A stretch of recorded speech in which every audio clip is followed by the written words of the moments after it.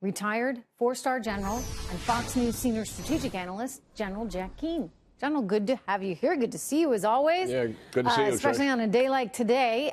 They're talking about a lot of money, more than $700 billion in defense spending. Is this what we need to be doing right now?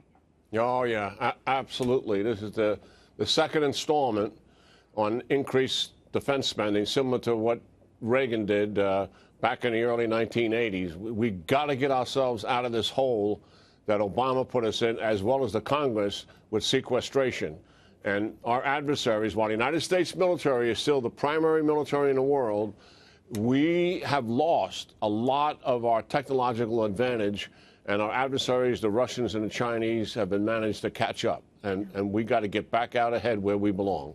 You know, as I was looking through this budget, there's a lot of money, obviously, for aircrafts, et cetera, for nuclear arsenal, et cetera. But I didn't see a tremendous amount in cyber war. Is that somewhere else, or is that buried in this budget as well? Yeah, it's in there. It's in the National Security Agency. They maintain our offensive and also our defensive capability. Trish, I mean, flat out, I'll just tell you, we've got the greatest cyber offensive capability in the world. Make your eyes water if we could talk about it, but we can't because it's one of the most classified things we've got, you know, in our government. But yeah, that money's in there, and we're in good shape there.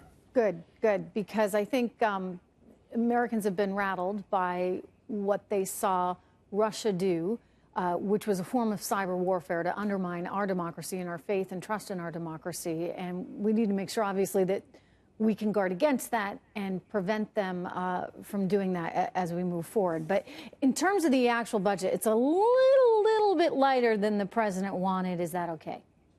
Yeah, this is fine. This is the second installment, as I said. What this budget's going to do, it'll increase the size of the military. We've shrunk it, you know, to the smallest it's been going all the way back prior to World War II.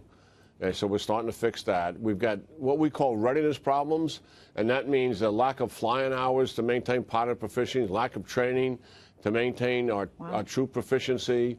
And we've had a lack of spare parts that it's been epidemic because we've had to cannibalize parts from other airplanes and from other vehicles, and that's ridiculous.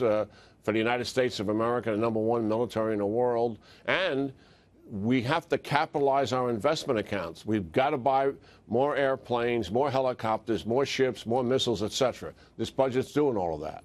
You know, critics would say, if they were watching this interview, General, oh, you know, there's a general saying we need more equipment, we need, you know, more money, more ability to go after all the bad guys. And, you know, those who supported President Obama would say, well, why do we get ourselves in these situations to begin with where we need to fight? What do you tell them?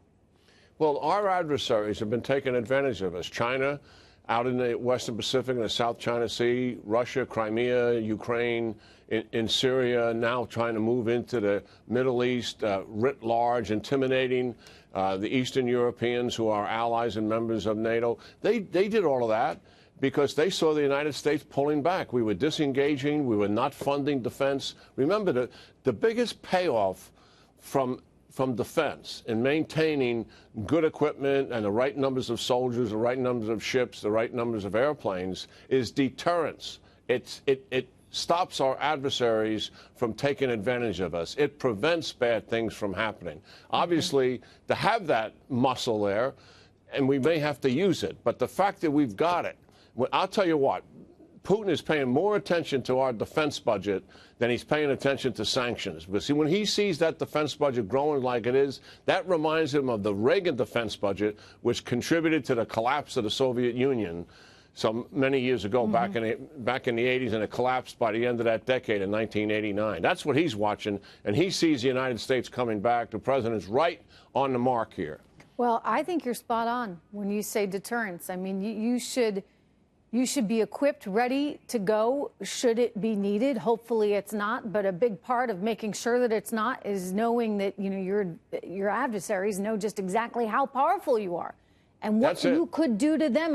What's the expression? Walk softly but carry a big stick. Deterrence has two components to it. One is you got to have the capability. He's got to see that capability. It's got to be real. And they're going to be able to see that. And two, he has to believe that you're willing to use it. During his previous administration, we didn't have either one of those. We were reducing our capabilities. The enemy saw that as advantageous to them, and they knew that Obama, at all cost, would try to avoid conflict. And they saw that as weakness. Well, and General, we should also point out that military members are going to be getting a pay raise, a much-deserved pay raise, because these folks are risking their lives. Biggest one in 10 years. That's great. General Keane, good to see you. Thank you.